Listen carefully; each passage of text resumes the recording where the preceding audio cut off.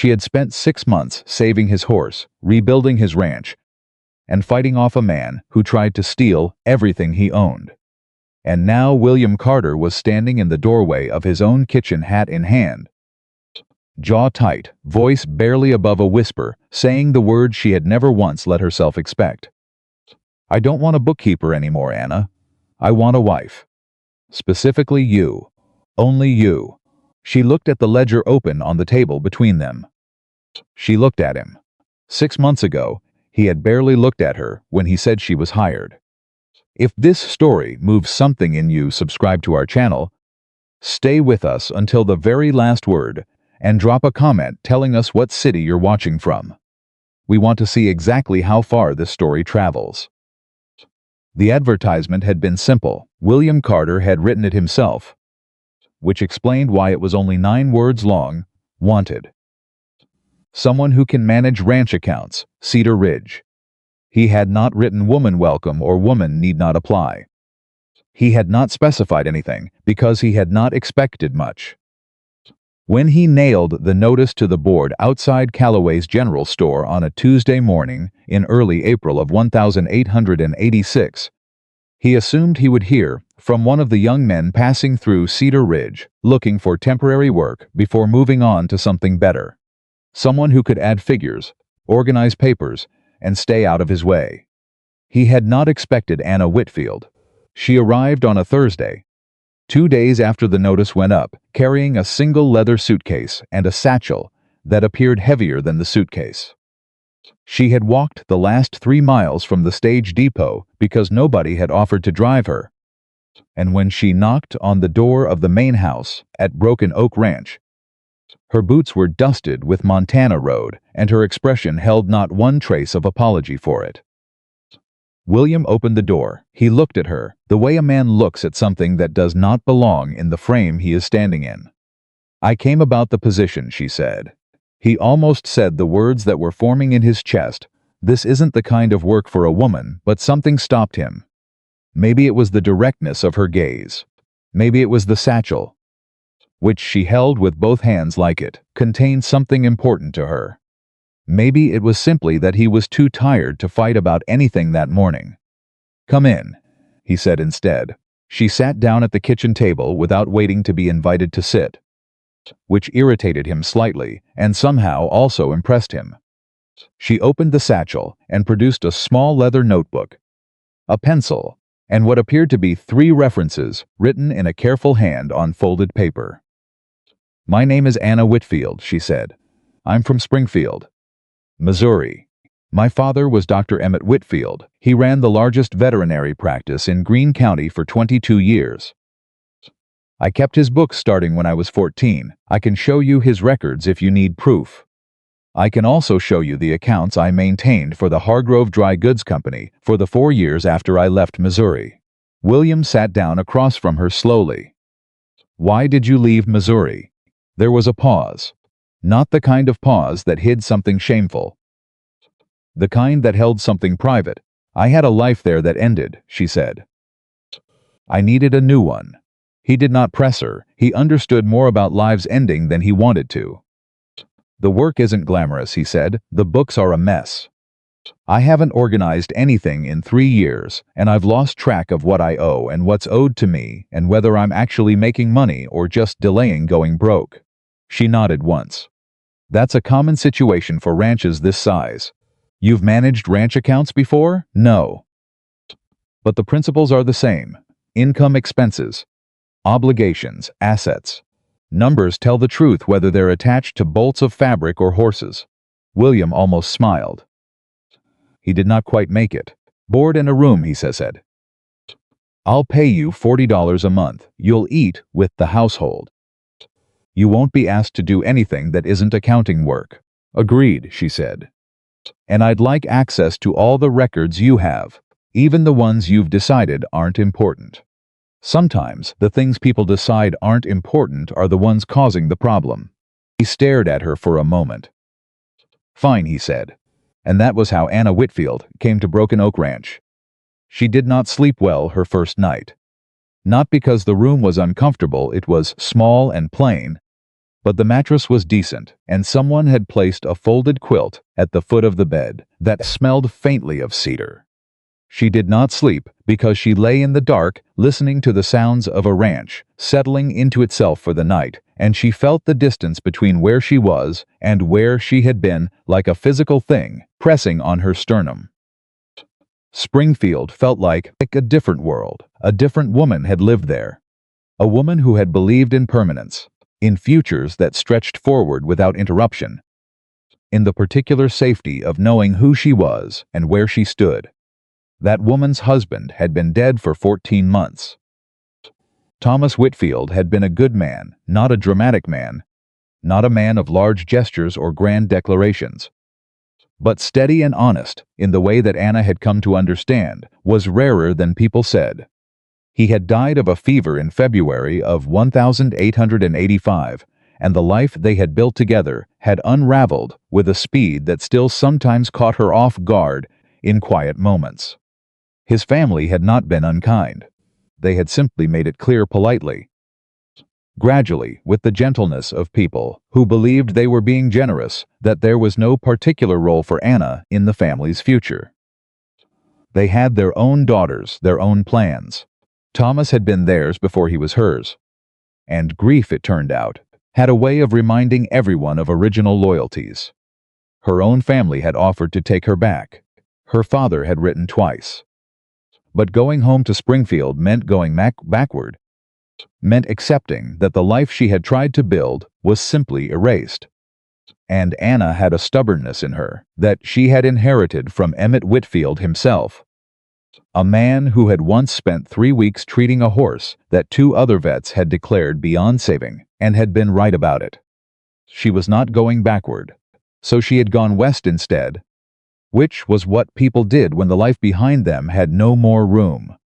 She had not expected Cedar Ridge to be the place. She had not planned on a horse ranch or a taciturn cowboy who barely looked at her during the conversation that decided her next chapter. But the advertisement had been honest. Someone who can manage ranch accounts and honest work was exactly what she needed. She turned onto her side in the dark. She was 32 miles from the nearest town she recognized. She had $40 promised for the first month. A room, 3 meals, and no certainty about anything beyond that. It was, she told herself, enough. By the end of her first week, Anna understood why the books were a disaster. It was not because William Carter was careless. It was because he had spent his entire adult life learning to trust what his hands could do and what his eyes could see, and numbers on paper were neither of those things. He understood a horse's weight by feel. He understood weather by the smell of the air.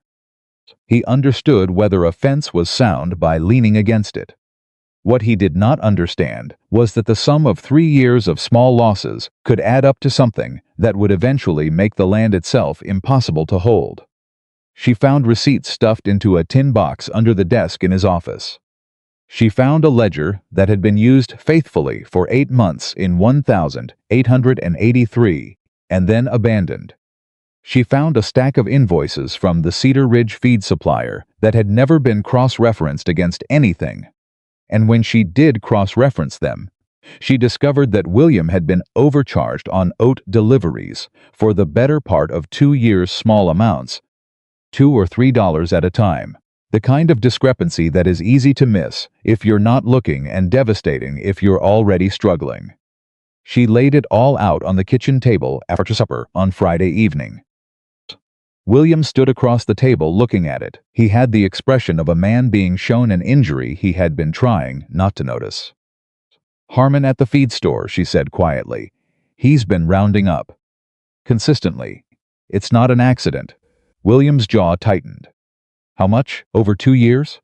$47 and change. The silence that followed was heavy. "I'll speak to him," William said. "You should bring this," Anna said, setting a folded paper on the table. "I wrote out every discrepancy with the original invoice dates. He won't be able to argue with the numbers." William picked up the paper. He studied it for a moment. Something moved through his expression that she could not quite name. "Thank you," he said. It was the first time he had said it. She nodded and began gathering the papers back into order. There's also the matter of the Pullman breeding contract, she said. You were supposed to receive payment in January. It's April. That's a receivable that's 3 months past due. Do you want me to write the letter? Or would you prefer to handle it yourself? He looked up at her. You can write it? I can write a letter that will either produce the payment or give you legal standing to pursue the matter formally, she said. Which would you prefer? He stared at her for a long moment. Write the letter, he said, and then, as he was leaving the kitchen, he stopped in the doorway and turned back. You said your father was a vet. Yes, that satchel you brought. Those aren't just accounting notes in there. It was not quite a question. She met his eyes. No, she said, they're not. He looked at her for another beat. Then he went out to the barn. The horse was named Thunder. And the first time Anna saw him, she understood immediately why he was kept separate from the others. Not because he was dangerous, not because he was wild beyond managing, but because he was in pain, and pain in a creature that cannot say so comes out as behavior that people decide to call reckless or broken or finished. She had watched him for 3 mornings before she said anything. She had learned that from her father. Observe before you conclude. Anna, because the animal will always tell you what it needs if you learn to listen in the right language. Thunder was a black stallion, broad through the chest, with the kind of bone structure that spoke of breeding carefully chosen across generations. He had been, by everything she could see in the old records, the centerpiece of Broken Oak Ranch's breeding operation before the injury. The stud fees alone had accounted for nearly a third of the ranch's income in good years. The injury had happened 18 months ago, a fall in rough terrain during a cattle drive. A traveling horse expert named Gideon Walsh had examined the stallion within a week and declared the damage permanent, a diagnosis that William had accepted because Walsh had a reputation and William had been exhausted, and the vet in Cedar Ridge had agreed with Walsh's assessment. Thunder had been moved to the far stall. He had not been worked, not been bred, not been examined again since. On the 4th morning, Anna rose before sunrise, filled a bucket with water and a small amount of feed, and walked to the far stall before anyone else in the household was awake. Thunder moved to the back of the stall when she approached. She did not rush him. She set the bucket down inside the gate, stepped back 3 paces, and sat down on an overturned crate in the same patient way her father had sat outside a fence the first time he treated a horse that had kicked 2 other men hard enough to break bones.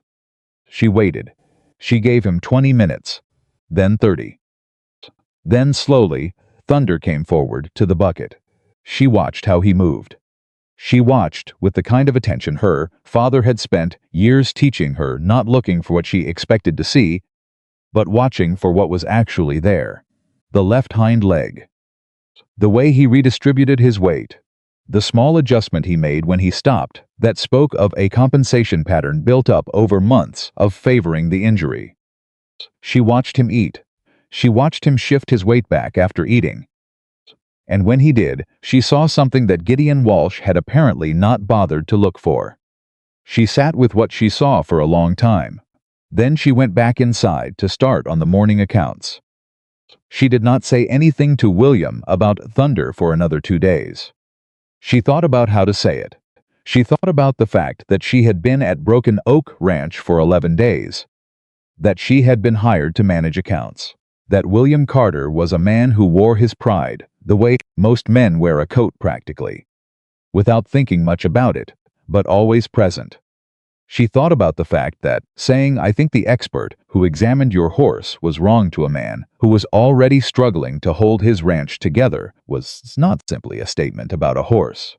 It was a statement about everything. She chose her moment on a Sunday afternoon when the ranch was quiet and William was mending a section of fence near the main house. She brought him a cup of coffee without being asked, which surprised him enough that he stopped working. "I need to say something about Thunder," she said. He took the coffee. "You've been watching him." "Yes, I noticed." She looked at him steadily. How long has nobody re-examined his injury? Not just looked at him from a distance, but actually examined the leg. William's expression became careful. Walsh examined him the week after it happened, and the Cedar Ridge vet agreed with Walsh's assessment. Yes, and nobody has looked closely since. There was nothing to look for, he said. Walsh was clear. The damage was done. Anna wrapped both hands around her own cup. Mr. Carter, I am not a veterinarian. I want to be honest about that. I have medical training from years of watching my father work, and I know enough to know what I don't know. But I've been watching that horse for 4 days, and what I'm seeing doesn't match a permanent injury. William was very still. What are you seeing? I'm seeing a compensation pattern. He's been protecting the leg for so long that the muscles around the original injury have adapted to hold the damage in place. But the injury itself, the way he's bearing weight, when he thinks nobody is watching, it's not what a horse looks like when the damage is beyond repair. It's what a horse looks like when the damage is healing on its own, and nobody has helped it heal correctly.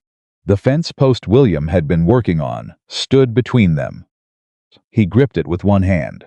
Walsh said. I know what Walsh said, Anna said quietly. I read the report in your files. He spent 40 minutes with Thunder. He had just come from examining 2 other horses in the territory, and he was leaving the next morning for Billings. She paused. I'm not saying Walsh was dishonest. I'm saying 40 minutes with a frightened, injured horse is sometimes not enough to see what's there. The silence stretched between them. You could be wrong, William said finally. You said yourself you're not a vet. I could be wrong, she agreed. Absolutely, and if I am, then nothing has changed. Thunder stays where he is, and the situation remains what it already is. She looked at him. But if I'm right, and nobody ever checks, because Walsh said something 18 months ago, then what has that cost you? She watched him work through it. She watched something shift behind his eyes, the particular struggle of a man being asked to consider that a decision he had made and grieved and accepted might have been the wrong one. There was something almost tender about it. Something that reminded her of her father holding a chart and realizing midway through a diagnosis that the animal needed something different from what he had first thought. William set down the fence tool. What would you need, he said. To examine him properly. An hour. Somewhere quiet with good light. And your patience both for the horse and for me. Because I'm going to take my time and I'm not going to rush to give you an answer until I'm sure of what I'm seeing. He looked toward the far stall for a long moment. Tomorrow morning, he said, before breakfast, I'll be there. She nodded. She walked back toward the house. Halfway there, she heard him call after her. Mrs. Whitfield. She stopped and turned. He was still standing at the fence post. Holding his coffee, he looked for, the first time since she had arrived, like a man who was not certain about something. And somehow that uncertainty was more honest than all the certainty that had come before it. Thank you, he said, for seeing him. She turned back toward the house without answering. Because sometimes there was nothing to say to a thing like that except to let it stand. Her father had told her once that the hardest part of any diagnosis was not finding the truth. The truth was usually there if you were patient and careful and honest about what you saw. The hardest part was delivering the truth to someone who had organized their entire survival around believing something else.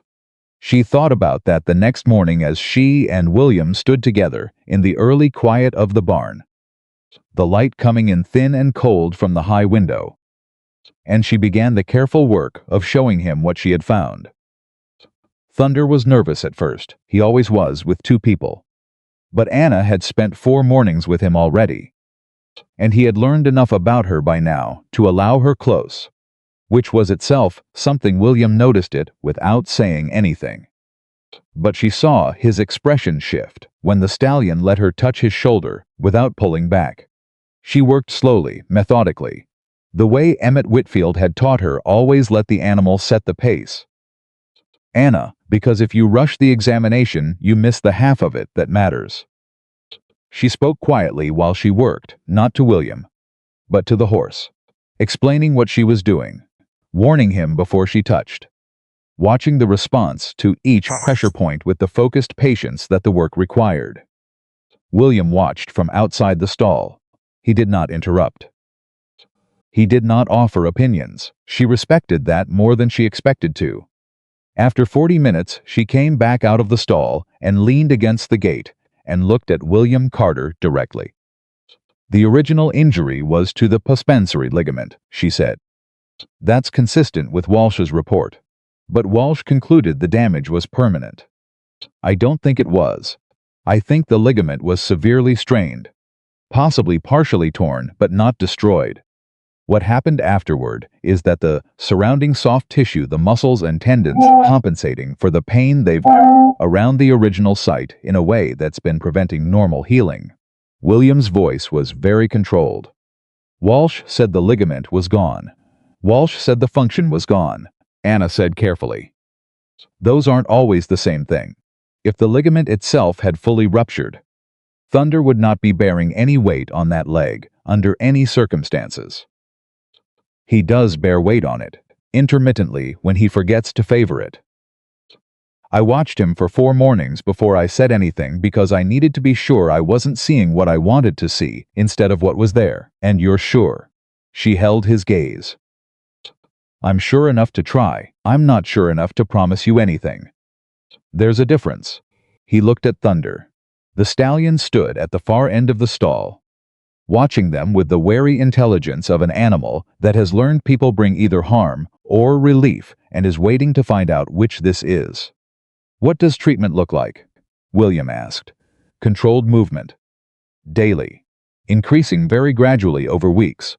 Cold water to reduce the residual swelling in the compensating tissues.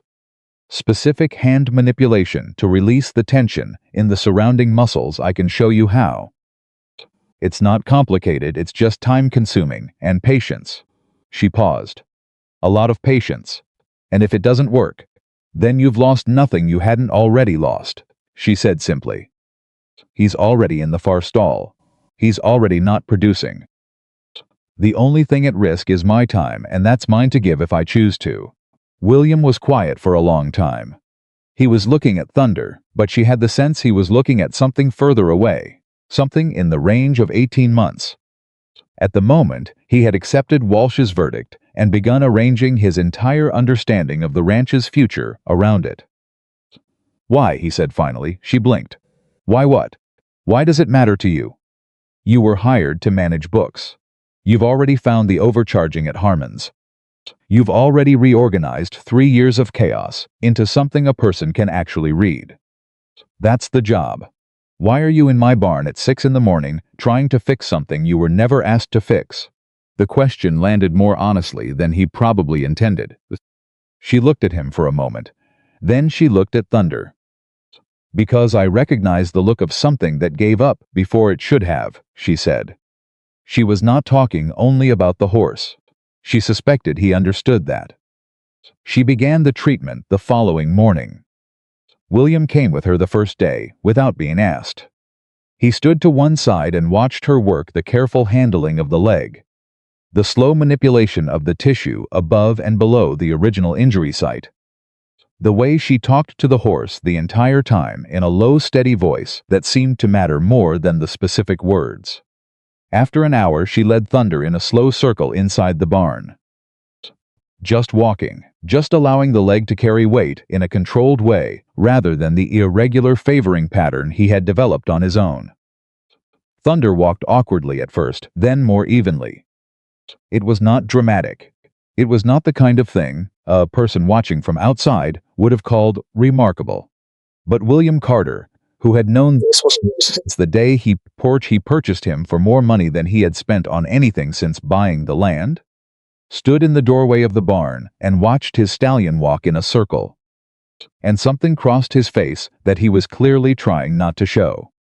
He did not say anything. He went out to start on the morning work. But Anna noticed that he had been there, and she noticed that he came back the next morning.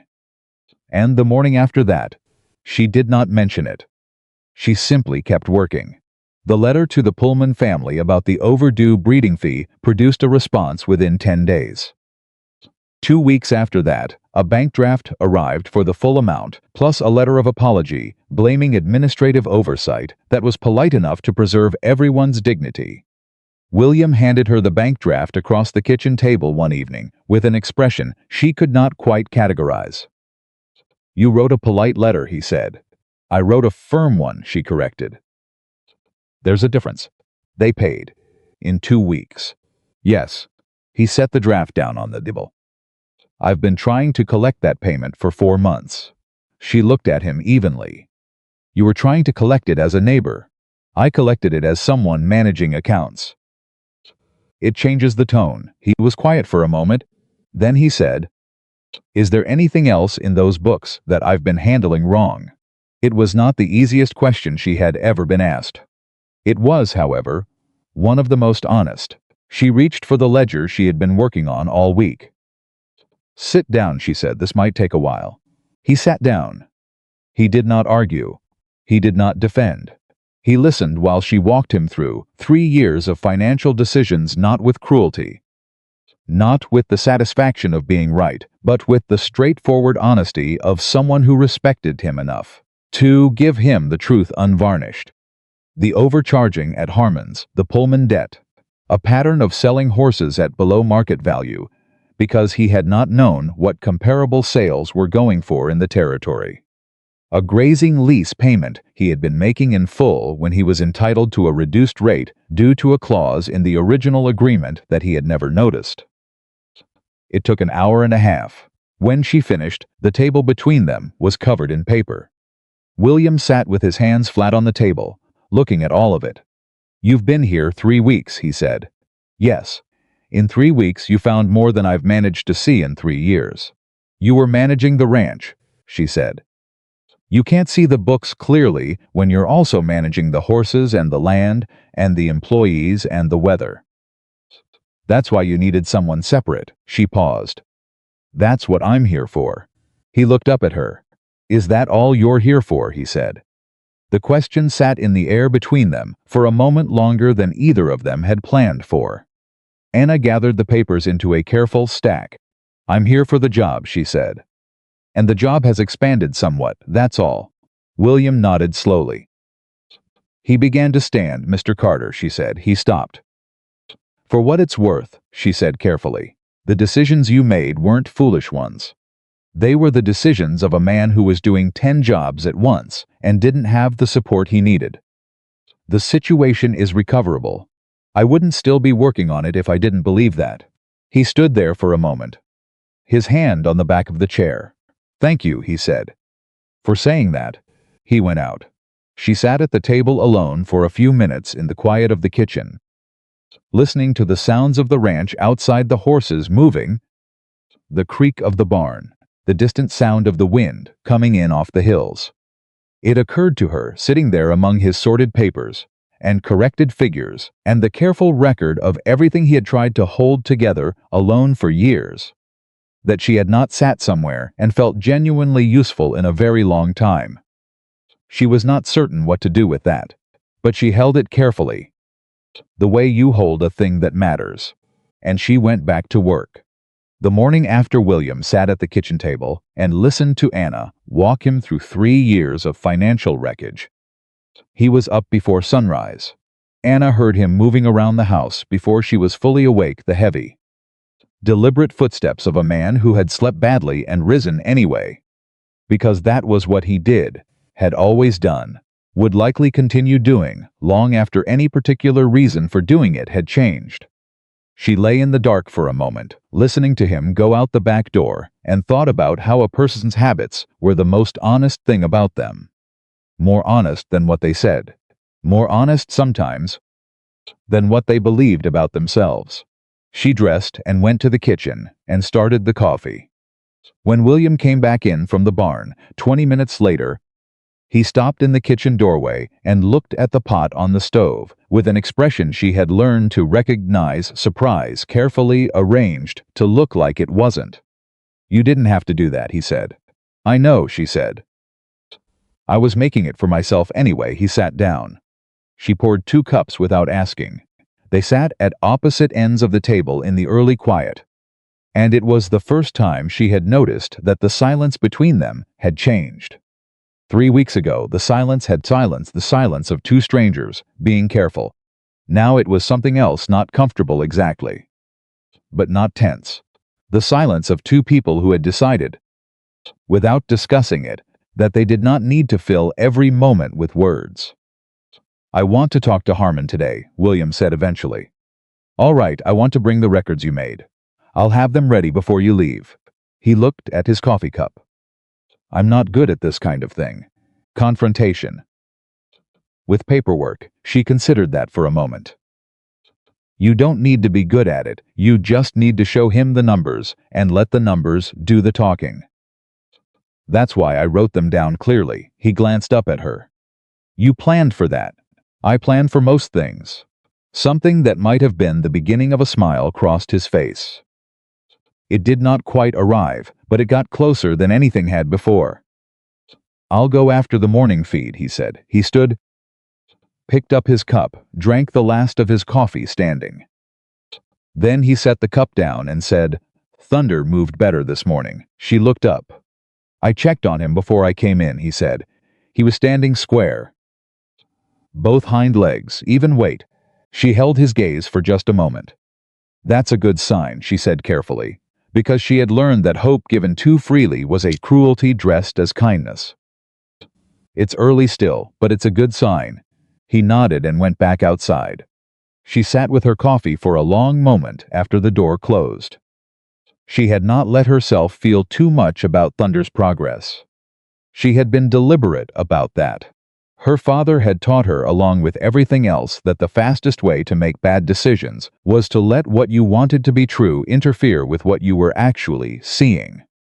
But, sitting in that kitchen in the growing morning light, she allowed herself a small private thing, something that was not quite hope, but was in the same neighborhood. She finished her coffee. She went to get the records ready for William's trip to town. Harmon's general store and feed supply occupied a wide, flat-fronted building on the main street of Cedar Ridge, and Frank Harmon had operated it for 12 years with the particular confidence of a man who had never been seriously challenged. He was heavyset, friendly in the way that people who depend on goodwill for a living tend to be friendly. And he had a habit of patting the counter when he made a point, as though the counter were agreeing with him. William came back from town 2 hours later than Anna had expected. She was at the desk in the office working through the April receipts when she heard his horse come in. She heard him unsaddle. She heard the barn door. Then she heard the back door of the house open and close with a quietness that meant something had happened. She waited. He appeared in the office doorway. His expression was set in the careful neutral of a man who had done a difficult thing and was still deciding how to feel about it. "He argued at first," William said. "Most people do," Anna said. "He said the discrepancies were rounding errors. Common practice. That's what they always say." I put the paper on the counter. William paused. He stopped arguing. She looked up at him. "And he's credited the account. $47.60. He pulled a piece of paper from his shirt pocket and set it on the desk in front of her. "And he knocked $8 off this month's order." He called it a gesture of goodwill. Anna looked at the credit note. "He was afraid of you," she said. William blinked. "He wasn't afraid of me. He's known me 15 years, exactly," she said. 15 years of knowing you wouldn't check carefully enough to catch him. And then you walked in with numbers he couldn't argue with, and he knew everything had changed.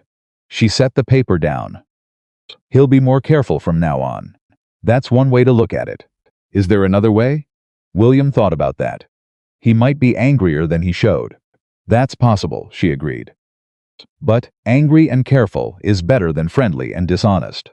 He stood there for a moment, looking at her in the way he sometimes did, the way that felt like he was recalibrating something, adjusting a measurement he had taken earlier and found was slightly off.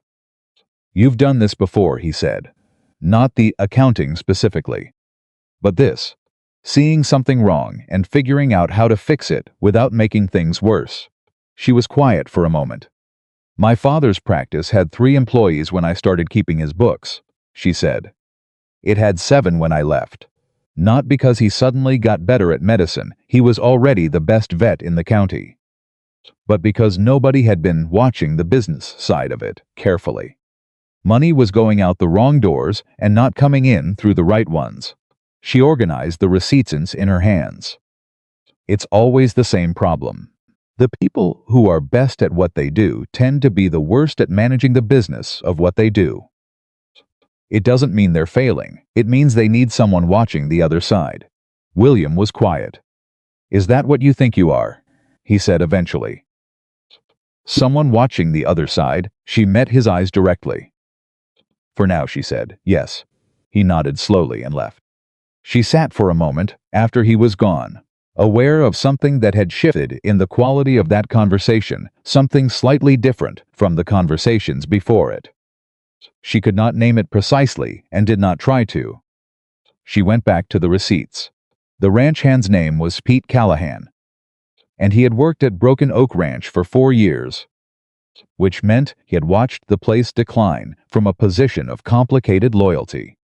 He was 24 years old, thin and quick-moving, with the kind of genuine goodness that sometimes made Anna feel protective of him the way she might feel protective of a younger brother she had never had. Pete made no secret of the fact that her arrival had startled him. "I wasn't expecting a woman," he said, 3 days after she had arrived, in a tone that was not unfriendly but was honest, in the way young people are honest when they forget to be diplomatic. "Nobody ever is," Anna said, and went back to organizing the filing system she was building from scratch. And that had been the end of it. But she had noticed Pete watching her with Thunder. She had noticed him, the way William began showing up at the barn in the mornings without specific reason. She had noticed the small adjustments he made in how he spoke around her, still easy and natural, but thoughtful in a way that suggested he was paying attention. 3 weeks into her work on Thunder's treatment, Pete appeared at the barn door one morning while she was halfway through the daily manipulation work on the stallion's leg. "Can I watch?" he said. She did not look up. "You can do more than watch. Come hold his head for me. Gently, just keep him from turning." Pete came in carefully, the way young men come into a space when they're not certain of the rules yet. He positioned himself at Thunder's head and placed both hands lightly on the halter. "He's usually worse with strangers," Pete said. "He's learning what this is," Anna said. "Animals learn patterns faster than people give them credit for. He knows this doesn't hurt. He's starting to understand it might help." Pete was quiet for a few minutes, watching her work. "Boss checked on him this morning again," he said. "I know. He doesn't usually come to the barn twice before breakfast." "I know that too." Pete was quiet again. "Then he lost a lot when this horse went down. Not just money. Something else." He paused, choosing words with the care of someone young, who instinctively knows a thing is important even if he can't explain all the reasons why. He kind of went down with him, if that makes sense. Anna applied steady pressure to the tissue above the fetlock, watching Thunder's response carefully. "It makes sense," she said. "I'm glad you're trying," Pete said, "even if it doesn't work." "I'm glad someone's trying." She did not answer immediately. She finished the section she was working on, straightened up, and looked at Pete over the horse's back. "It's going to work," she said. It was the first time she had said it that plainly to anyone. Pete stared at her. "No," she said, "but I'm acting as if I am. There's a difference. When you've decided to commit to something, saying you're not sure is just a way of protecting yourself from the outcome. I'd rather commit." Pete looked at her for a long moment, with the expression of someone who has just heard something they intend to think about for a long time. "Yes, ma'am," he said quietly. She went back to work.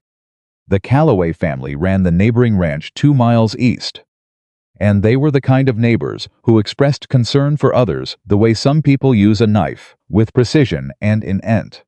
Margaret Calloway, the matriarch, arrived at Broken Oak Ranch on a Thursday afternoon in the 5th week of Anna's employment, driving herself in a neat buggy and accepting no help descending from it.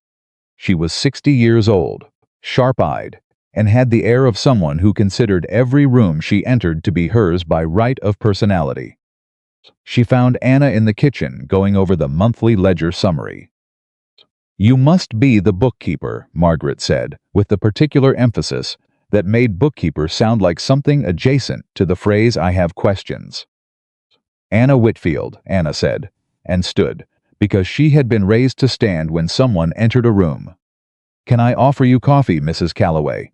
"I know who you are," Margaret said, which was not an answer to the question.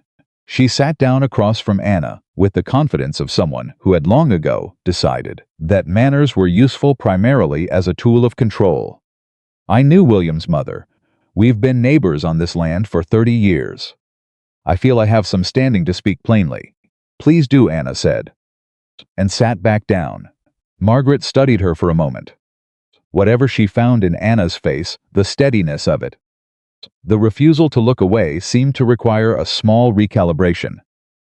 "People are talking in town," Margaret said, "about a woman living on this ranch, managing William's affairs, spending mornings in his barn, managing his accounts," Anna said, "and treating his horse's leg injury." "Yes. You're a widow." "Yes. And you came here alone." "Yes. And you don't find the situation."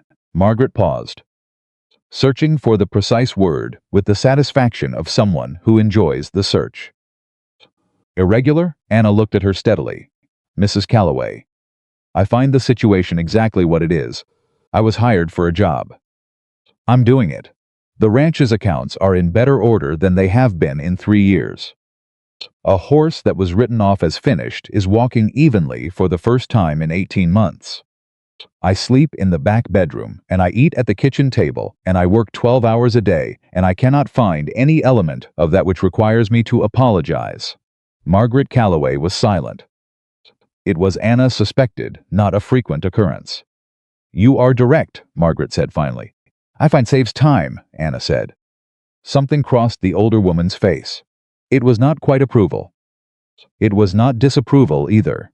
It was something that lived in the complicated territory between respect and wariness. "William's wife died 6 years ago," Margaret said. Her voice had changed, not softer but more careful. "Eleanor was a good woman. She held this place together in ways he still doesn't fully understand. After she was gone, she stopped, rearranged something in her expression. He went quiet. Not sad the way a man is sad when he's grieving and then recovers. Quiet in a deeper way. Like something in him decided it was safer not to want things anymore." Anna said nothing. "I have watched that man manage his land and his animals with everything he has," Margaret continued, "while slowly letting everything else go. The books, the relationships, the plans he used to have." She paused. "Whatever you're doing here, whether it's just the accounting, or whether it's the horse, or whether it's something else, I want you to know that the people who have known him a long, time are watching. And we do not have patience for someone who treats this situation carelessly." The words landed with precision.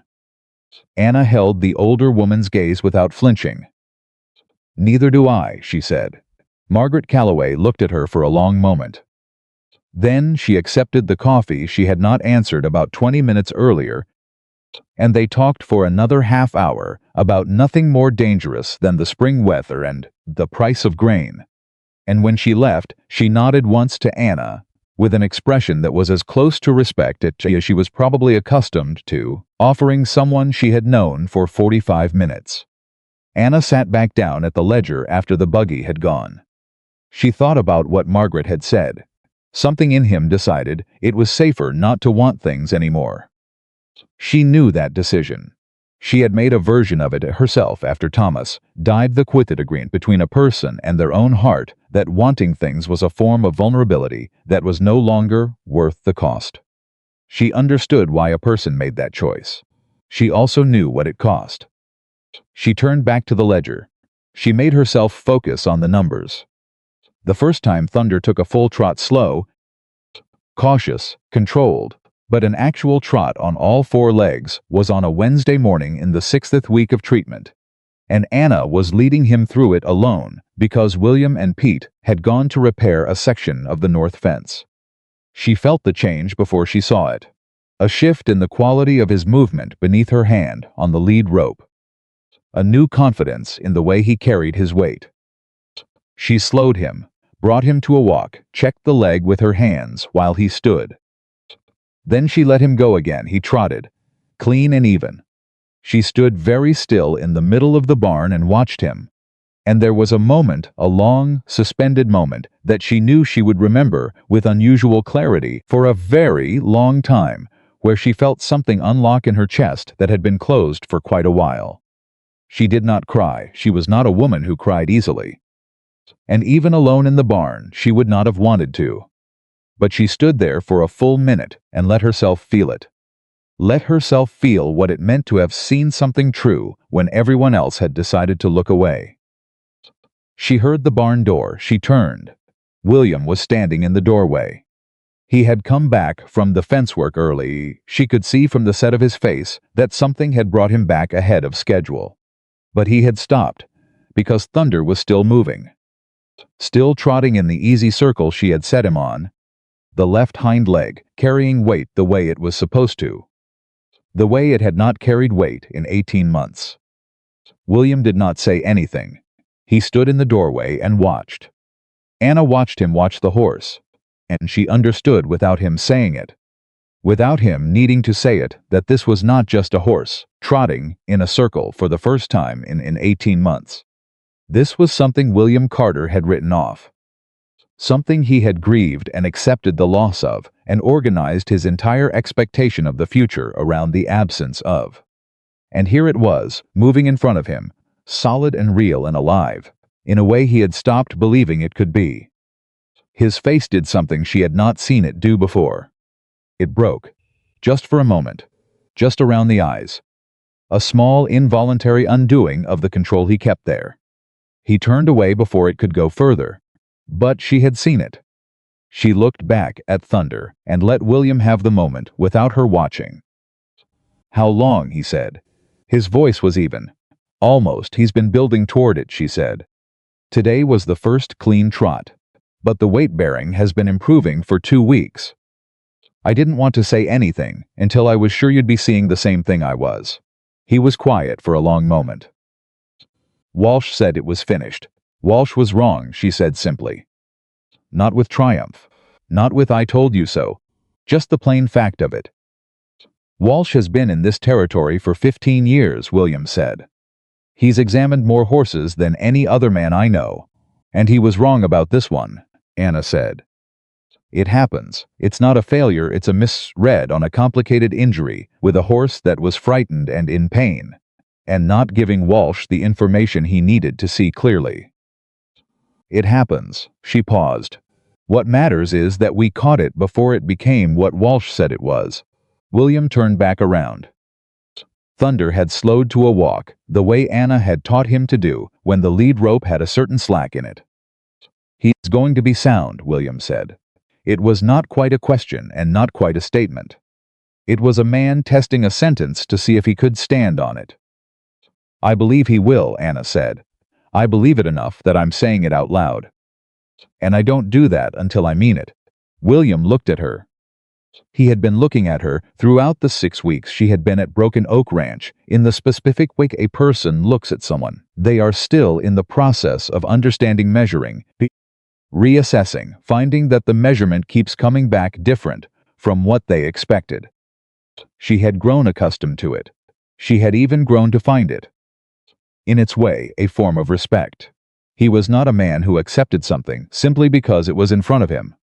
He had to turn it over, examine it from different angles, check it against everything he already knew. She had understood that about him from the second week. She had understood that about him because it was exactly how she operated herself. "Thank you," he said, for the third time since she had arrived. But this one was different. The first had been courtesy. The second had been relief. This one was something else. This one carried weight. She nodded. She brought Thunder to a stop and began the careful process of cooling him down and checking his leg before she returned him to the stall. She worked with the focused attention the task required, and she kept her breathing even, and she told herself that what had moved in her chest in the last 10 minutes was satisfaction, was professional pride, was the feeling of work done well. She was almost convinced. That evening, Pete came to find her while she was finishing the week's accounts in the office. He knocked on the open door frame, which he had started doing sometime in the third week, an unspoken acknowledgement that the office was her domain now, in the way that the barn and the north pasture were his. "Boss asked me to set an extra plate," Pete said. "Said you should eat with us tonight." "Not at the table. Said he's eating on the porch. Wanted to know if you'd join him." She looked up from the ledger. "Did he say why?" she said. Pete's expression was carefully neutral in the way of someone who knows exactly why, but has been asked not to editorialize. "Said something about it being a decent evening," Pete said. She looked at him for a moment. "Tell him I'll be out in 20 minutes, she said. The porch in the evening had turned cool, and William had set 2 chairs facing out toward the main yard. He was already sitting when she came out, holding a cup of coffee with both hands, looking at nothing in particular with the kind of deliberate quiet that takes effort. She sat down in the second chair. He had put a cup out for her. She picked it up. For a while neither of them spoke, which in the early weeks of her time at Broken Oak would have been uncomfortable, and was now unsimply what it was: 2 people sitting in the same silence without needing to apologize for it. "I owe you an apology," William said eventually. She looked at him. "For what? When you first said something about Thunder. I told you you were hired to manage books." He was looking at the yard. "That was dismissive." "It was accurate," she said. "I was hired to manage books. You know that's not what I meant." She did know. She held her cup and considered her answer with the care she gave most things that mattered. "You weren't sure of me yet," she said. "That was fair. You'd had one expert tell you one thing, and a stranger with no credentials was telling you something different. Being skeptical wasn't wrong. I nearly let a good horse stay broken, because I was too proud to look again," he said. "You let me look," she said. "When I pressed you, you let me look." He finally turned his head and looked at her directly. "Why does it matter to you to give me that?" She met his eyes. "Because there's a difference between a man who makes the wrong call and a man who, when offered another option, refuses to take it. You took it. That's the thing that matters." He held her gaze for a moment. He nodded slowly. They sat on the porch until the light was gone, talking in the easy, unguarded way that people talk when they have forgotten to be careful about her father's practice. About the particular difficulty of being trusted with a thing, and then having it go wrong. About the years after Eleanor died, when the ranch had been less a livelihood than a reason to keep getting up. He did not say the last part directly.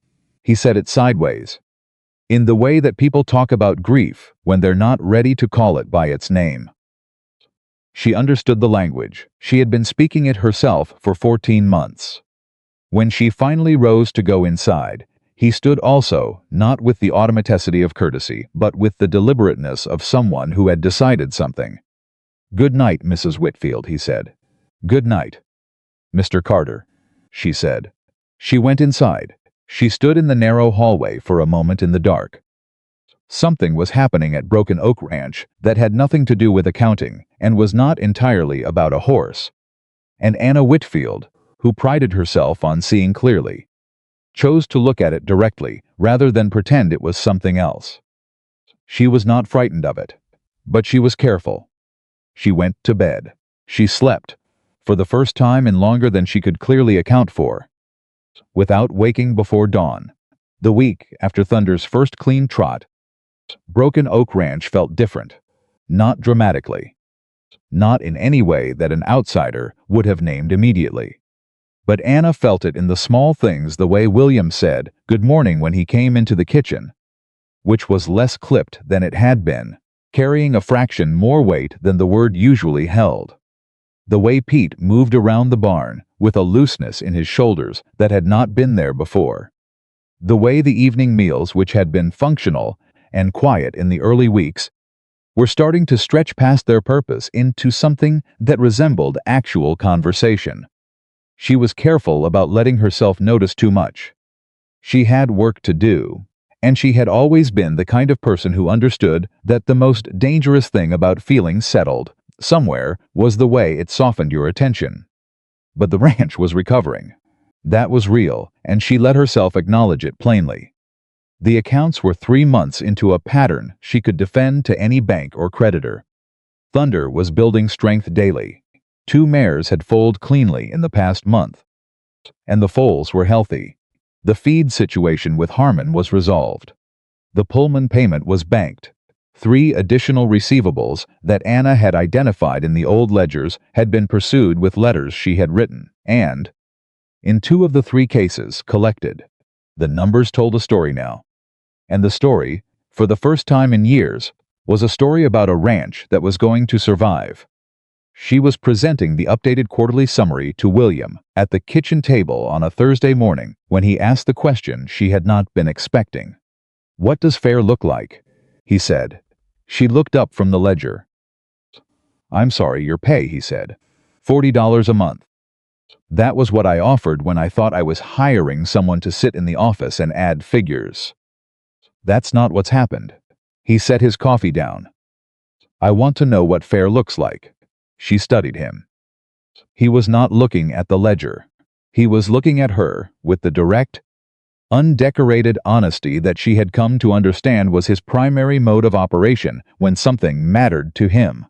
"What I'm doing has value to the ranch," she said carefully. "That value is reflected in the numbers on that page. I don't think the arrangement needs to change." "I think it does," he said. $60.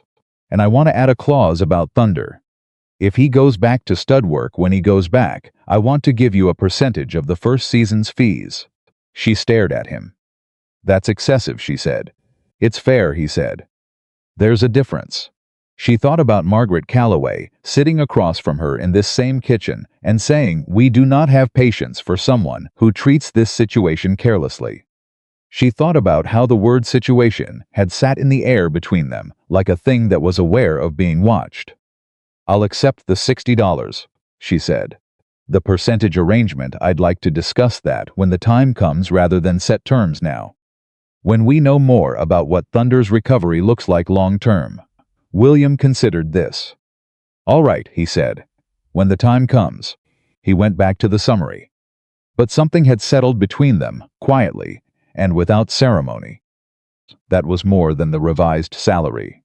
Something that had to do with the word fair, and the fact that he had brought it to the table without her asking. She went back to the ledger. She told herself, again, to be careful. She was not entirely listening.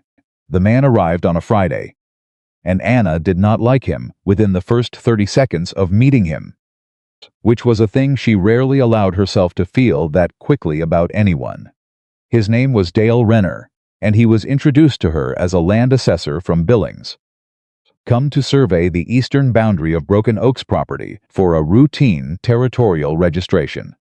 He was perhaps 45, well-dressed by Cedar Ridge standards, with a kind of practiced pleasantness that Anna recognized as the social equivalent of a window display designed to draw the eye and reveal nothing behind it. He shook her hand with slight hesitation when William introduced her as the woman managing the ranch's accounts, which was the kind of hesitation that had nothing to do with uncertainty and everything to do with assessment. "Impressive," Renner said, with the tone of a man using a word to mean something other than what it said. "The accounts are in good order," William said. "She's done significant work." "I'm sure," Renner said, and smiled at Anna in the way of someone who is confident their smile is doing more work than it actually is. She smiled back with exactly enough warmth to be polite and not 1 degree more. Renner spent most of the day outside with his equipment, which was appropriate for a land assessor.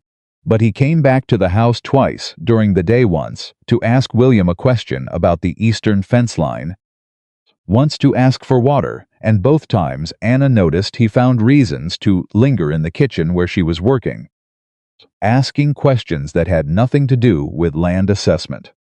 The second time, while she was cross-referencing 2 years of grazing lease records. He sat down across from her at the kitchen table without being invited. "Remarkable situation you've built here," he said. "A woman managing a ranch's full accounts. Not something you see often. You see it more than people assume," she said, not looking up. "Most ranches this size have someone handling the accounts. Usually it's the wife. Sometimes it's a hired hand. Occasionally it's someone like me." "And which category do you fall into?" he said. She looked up then, with the full, level gaze she had learned from years of being underestimated. "The third one," she said. He held the gaze a beat longer than necessary. "Of course." She went back to the ledger. He left. She sat for a moment after he was gone, her pencil resting on the page. And she thought about the questions he had asked William that morning about the eastern boundary, about the water rights on the creek that ran through the lower pasture, about whether the territorial survey records from 1879 were available for review. She thought about them in the specific way. She thought about things that did not quite fit where they were placed. A land assessor doing routine boundary work had no particular reason to ask about water rights. She filed that observation in the careful part of her mind where she kept things she wasn't ready to be sure about yet. And she went back to work. Renner left that evening with his equipment and his practiced smile and a handshake for William that lasted just slightly longer than normal handshakes do, accompanied by a remark about needing to return in a few weeks for the secondary survey markers. Pete, who had spent the day doing fences repairs on the far end of the property, came back after Renner was gone and found Anna in the kitchen doing the last of the day's filing. "What did you think of the assessor?" he said, with the directness of someone who has already formed an opinion and wants to compare it. She glanced at him. "What did you think of him?" Pete leaned against the doorframe. "He walked the whole eastern boundary twice. First time normal, like a man doing his work. Second time he was writing things down on a separate paper from his official forms. I noticed because I was doing the fence on that end and I could see him." Anna set down her pencil. "Did he see you?" she said. "Don't think so," Pete said. "I was on the other side of the rise." "What was he writing?" "Couldn't see from that distance," Pete said. "But it wasn't his survey maps. Those were folded up and in his coat by then. Whatever he was writing was on a separate sheet." She looked at Pete steadily. "Did you mention this to William?" she said. "Thought I'd tell you first," he said. "Figured you'd know what to do with it better than I would." She appreciated that in a way she didn't say aloud. She thought for a moment. "Don't say anything to William tonight," she said. "Not yet. I want to check something first." Pete nodded, trusting her without asking what she was checking. That trust, uncomplicated and given without negotiation, landed somewhere precise in her chest. After Pete had gone to his room, she went to the office and pulled the original purchase documents for Broken Oak Ranch. She found the survey records from 1879. She found the water rights clause that had been registered with the territorial authority when William's father had first staked the land. She read it 3 times. Then she sat back. The creek that ran through the lower pasture had been contested once before, in 1881. 5 years before she arrived. William's father had defended the water rights against a neighboring claim and won. The resolution was in the documents, clearly notated. What was not clearly notated, what was in fact buried in the subclauses of a rider attached to the 1881 resolution, was a provision that allowed the territorial authority to reassess the water rights claim if the primary usage of the adjacent land changed significantly within a 10-year window. 10 years from 1881 was 1891.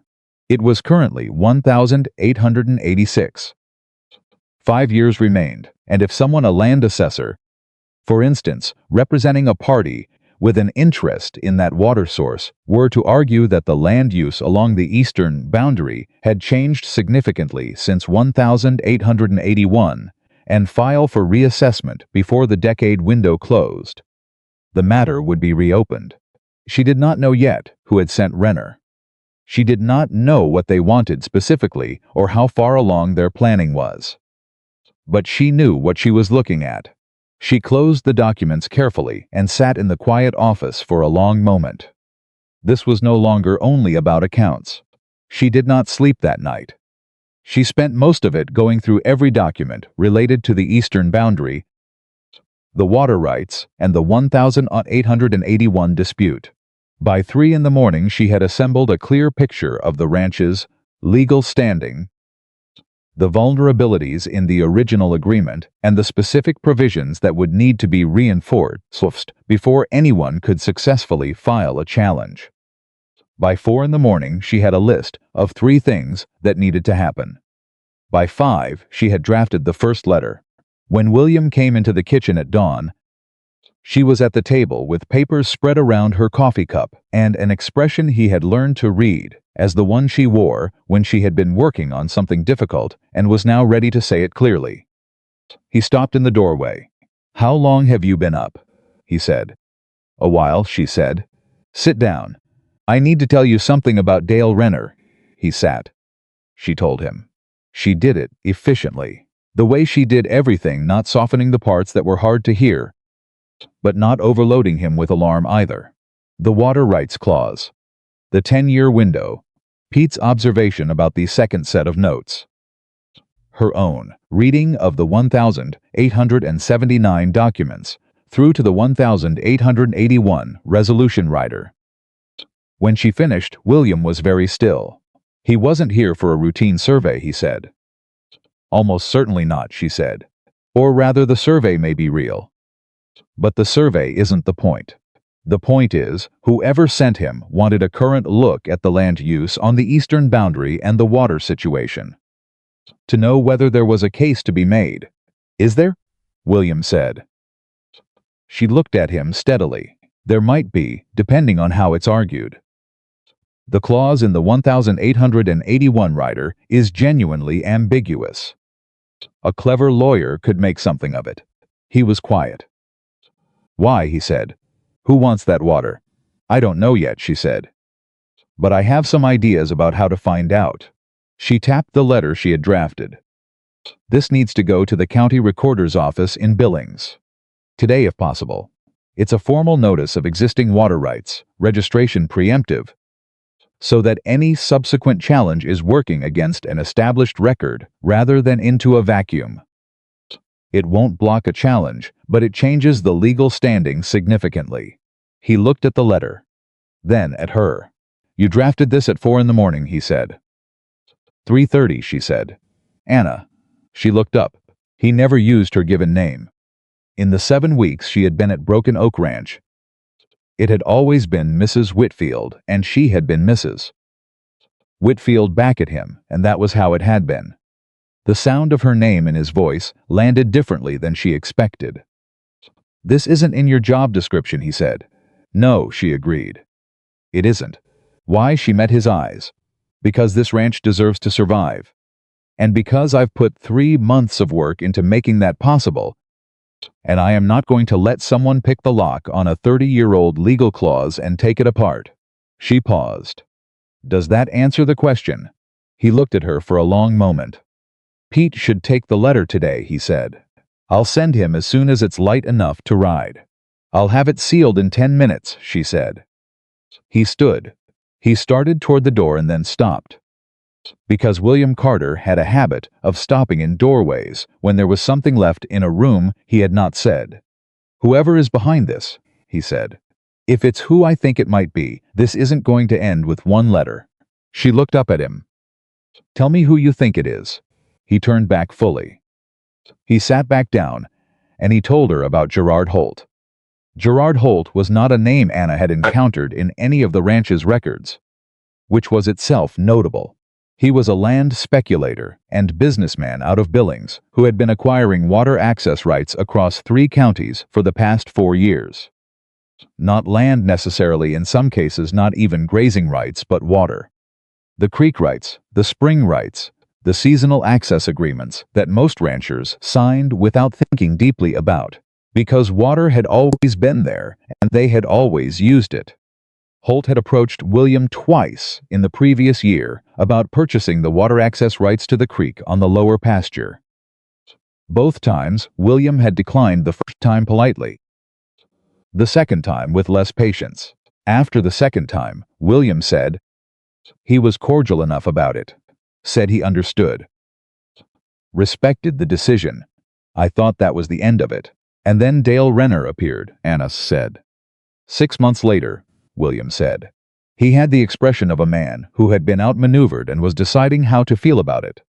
I knew his name, I recognized it. But the paperwork looked legitimate and I didn't think. He stopped. You didn't think he'd come at the water rights through a decade-old boundary survey, Anna said. No, William said. I didn't. She looked at the documents spread between them.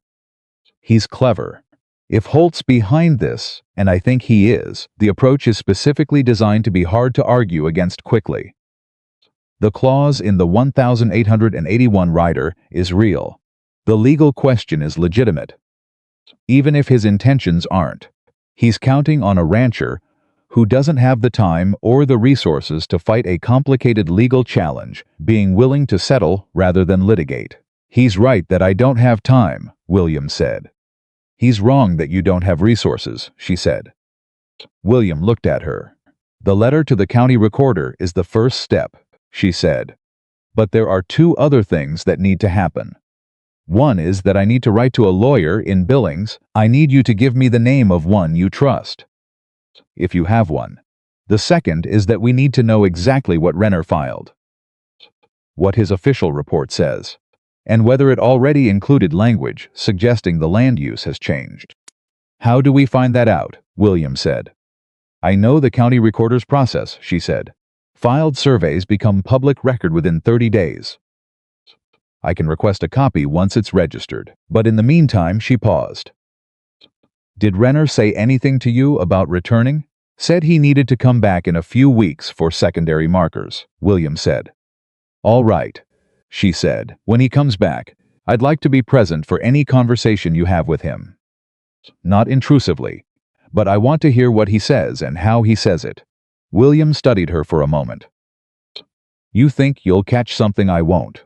I think 2 pairs of ears hear more than one, she said carefully. He almost smiled again. This time it got fractionally closer. All right, he said. You'll be there.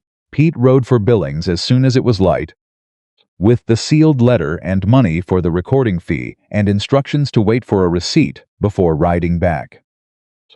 William went out to the barn. Anna sat alone at the kitchen table with the documents and her coffee and the particular sharpened feeling of a situation that had become significantly more serious overnight. She was not frightened. Fear was a luxury she could not currently afford. But she was alert in the way her father had taught her to be alert when a case was complicated, not assuming the worst and not assuming the best, but staying closely, relentlessly connected to what was actually there. What was actually there was a man named Holt who had a plan and the patience to wait for the right moment. What was also there was Anna Whitfield, and she had a habit of being more trouble than people expected. The days that followed ran on 2 tracks simultaneously. On the surface, Broken Oak Ranch continued its normal operations. The horses were fed and worked. The fences held. The accounts were updated. Thunder's treatment continued. He was trotting freely now, building strength and confidence daily, and Pete had started whispering to Anna that William was beginning to look at the breeding season books again, which was a thing he had not done in 18 months. But underneath all of it, Anna worked. She wrote 3 letters to the lawyer in Billings whose name William provided a man named Clifford Marsh who had handled land disputes in the territory for 20 years. She documented every interaction Broken Oak Ranch had ever had with Gerard Holt, the 2 purchase offers, the dates, the language William remembered from each conversation. She cross-referenced the water rights rise clause against every similar dispute she could find in the territorial records Pete brought back from Cedar Ridge's small courthouse. She found 2 cases with similar clause language. One had been successfully defended. One had not. She studied the one that had failed with more attention than she studied the one that had succeeded, because understanding how a defense falls apart was more useful than understanding how it holds. Margaret Calloway appeared at the ranch again on a Tuesday. This time, not in a social call, but driving with purpose, and arriving in mid-morning with the air of someone who had heard something and was not pleased about it. "Tell me about Renner," she said, before she was even fully in the door. Anna looked at her evenly. "How did you hear about Renner?" "Cedar Ridge is not a large town," Margaret said, settling herself at the kitchen table with the confidence of a woman who has been sitting at other people's kitchen tables on her own terms for 60 years. "Dale Renner is known in this county. He's done survey work for Holt before." "People talk." She looked at Anna. "Is William handling this?" "We're handling it," Anna said. Margaret paused. Something shifted in her expression. "You said we," she said. Anna said deliberately. "Yes," Anna said again, and held the older woman's gaze without elaboration. Margaret was quiet for a moment. When she spoke again, her voice had dropped to something more careful, more personal. "Gerard Holt made an approach to the Calloway land 3 years ago," she said. "Water rights on our North Creek. My husband refused him. 6 months later, there was a survey. 8 months after that, there was a legal challenge." She paused. "We fought it for 11 months. It cost us $400 and my husband's health. And we won by a margin that still gives me nightmares when I think about it." Anna was very still. "Holt lost that challenge," she said. "Yes, but he learned from it. What he does now is more careful, more patient." Margaret folded her hands on the table. "He does not come at you directly. He finds an old document, a forgotten clause, something you signed 30 years ago, when you weren't thinking about what might happen in 30 years. And then he waits for the right moment and the right surroundings, a ranch under financial strain, an owner distracted, no one watching the details closely." She looked at Anna directly. "He chose the wrong moment this time," Margaret said. It was not said as comfort, it was said as assessment. "He did," Anna agreed. "What do you need?" Margaret said. It was a practical question, delivered without ceremony. "Clifford Marsh, do you know him?" "Since 1874. Would you be willing to write him separately about the Calloway challenge 3 years ago? The more documentation Marsh has about Holt's pattern of behavior across the county, the stronger the legal framing." Margaret studied her. "You want to build a pattern case. If Holt has done this before, that history matters. A court won't look at one questionable survey in isolation the way they'd look at a systematic pattern of targeted legal challenges against ranches with vulnerable water clauses." The older woman was quiet for a long moment. "You are not simply an accountant," she said. "No," Anna said. "I'm not." Margaret nodded once, slowly, in the way of someone confirming something they had suspected for a while. "I'll write to Marsh," she said. "Today." Renner came back on a Thursday 3 weeks after his first visit, and Anna was in the kitchen when he arrived, which was exactly where she had planned to be. William brought him in on the pretense of settling a question about the survey boundaries over a cup of coffee, which Renner accepted with his practiced ease. And Anna set 3 cups on the table and sat down with her ledger open in front of her, as though she happened to be working there, and the conversation was simply occurring in her vicinity. Renner did not miss it. She watched him take in the ledger, the documents stacked beside it, her pencil moving without hesitation. He said what he had been sent to say: the secondary survey was complete. The boundary markers were set. The paperwork would be filed with the county recorder within the week. Just a formality. Nothing to concern Mr. Carter. Anna did not look up from her ledger. "Which county recorder?" she said, as though asking which direction the wind was blowing. Renner paused. "Pardon." "The county recorder," she said pleasantly. "There are 3 with jurisdiction in this territory, depending on which section of the boundary you're discussing. The eastern section crosses into a different filing district than the lower pasture. I want to make sure the right paperwork goes to the right office. Renner looked at her. William was watching both of them.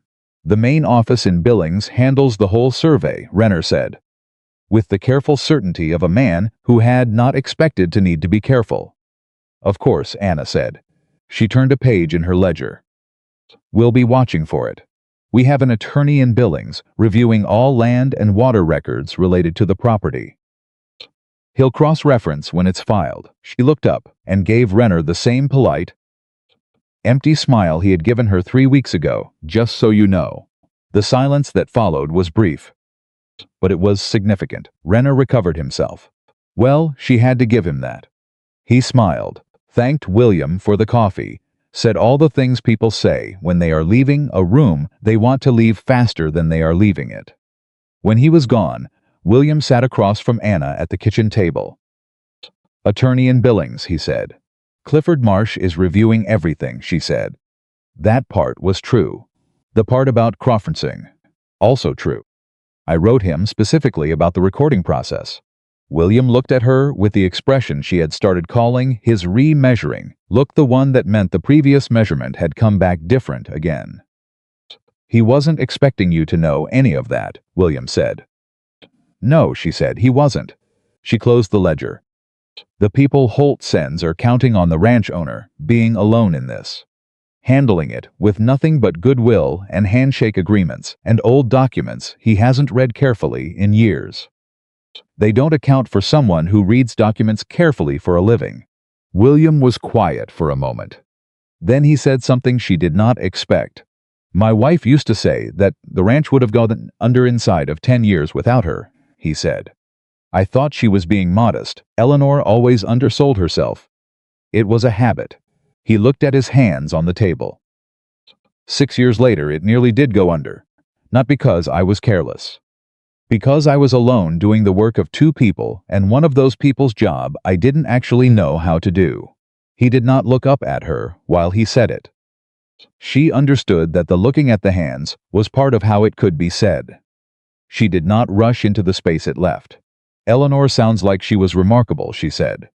Finally, she was, he said, simply, without performance. She taught you what to look for in someone worth trusting, Anna said. He looked up then. Yes, he said, I suppose she did. The kitchen was very quiet. Outside, they could hear Pete moving around the barn.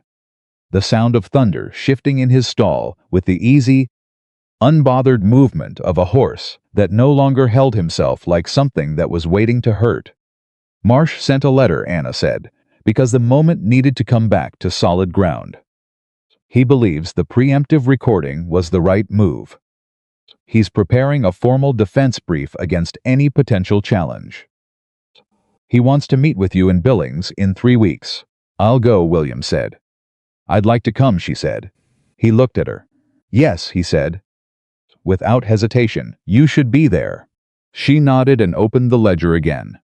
Neither of them said anything else, but the air between them had changed again. In the way it kept changing, in the quiet, inevitable way of something moving toward where it was always going, without either of them having decided to go there. Outside, Thunder walked full length of his paddock and back, slow and even and sure, carrying his own weight without apology. The ride to Billings took 2 days. William had offered to hire a coach, which Anna declined without making a point of it, because she had ridden horses her entire childhood and saw no reason to treat distance as something that required softening. They left Cedar Ridge on a Monday before sunrise, Pete staying behind to manage the ranch, with Thunder's morning treatment written out in careful notes that Pete had read twice and promised to follow precisely. The first day they rode mostly in silence, which was their established language by now, and needed no apology. But the second day, somewhere in the long middle stretch, where the land flattened and the horizon opened up and there was nothing to look at but the distance, William started talking. Not about Holt, not about the legal meeting. He talked about his father, who had broken the first ground on Broken Oak Ranch in 1,861 horses, and a debt that had taken 12 years to clear. He talked about the particular stubbornness that had kept the old man working land that every sensible neighbor said was not worth working, and how that same stubbornness had produced the best horse pasture in the county when the old man finally figured out what the land actually wanted to grow. Anna listened. She asked questions in the precise places where a question would open something up rather than close it down, which was a skill she had learned from her father and refined through years of quiet observation. And William kept talking, not because he was a man who talked easily, but because something had broken open in the past few weeks that was letting sound out of places that had been sealed. He talked about Eleanor, not in the careful, deflecting way he had mentioned her in the kitchen, when Renner had just left.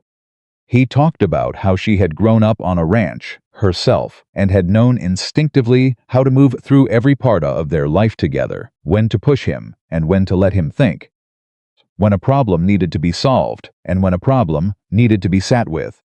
He talked about how her absence had changed the texture of every day, not dramatically, but constantly, the way losing a sense changes things. Not with a crash, but with a continuous quiet subtraction. I stopped making plans, he said. Not consciously.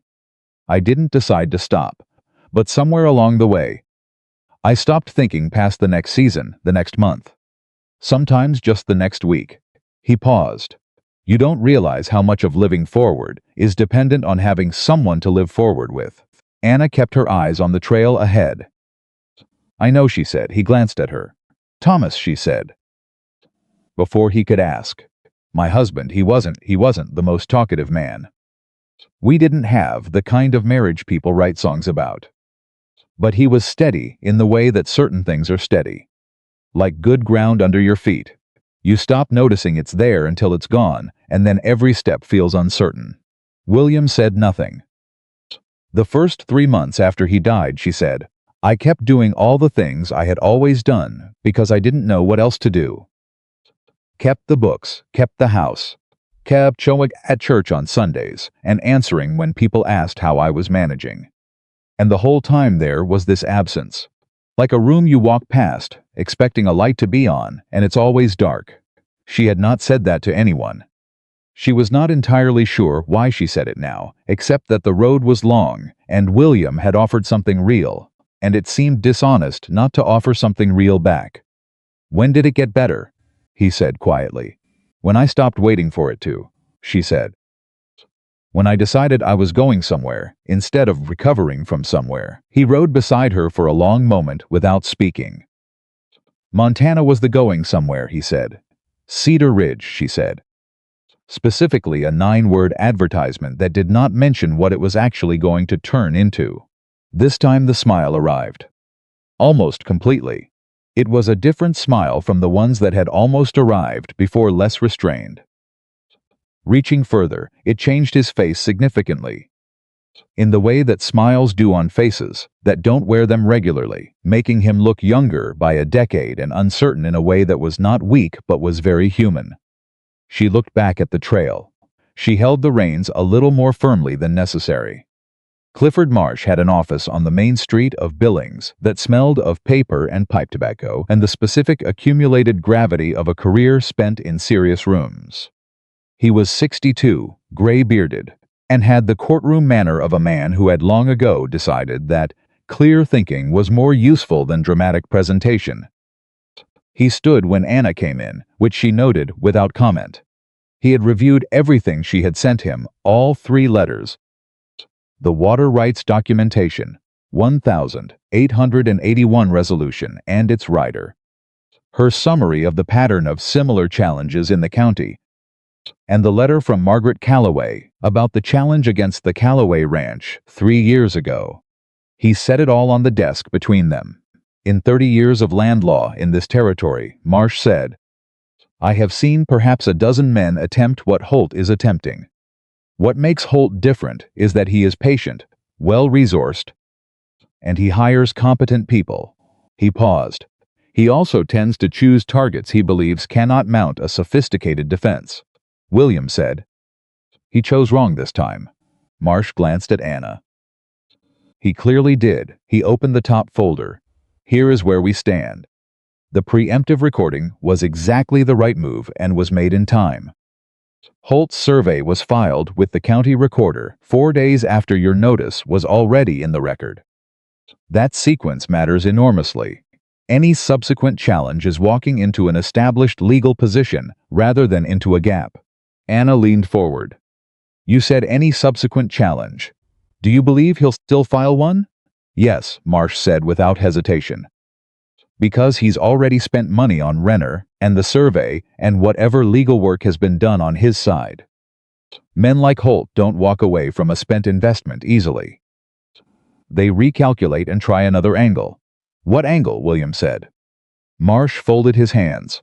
The clause in the 1881 rider specifies that the reassessment trigger is a significant change in land use. Holt's original approach was to argue the land use had changed based on the survey data.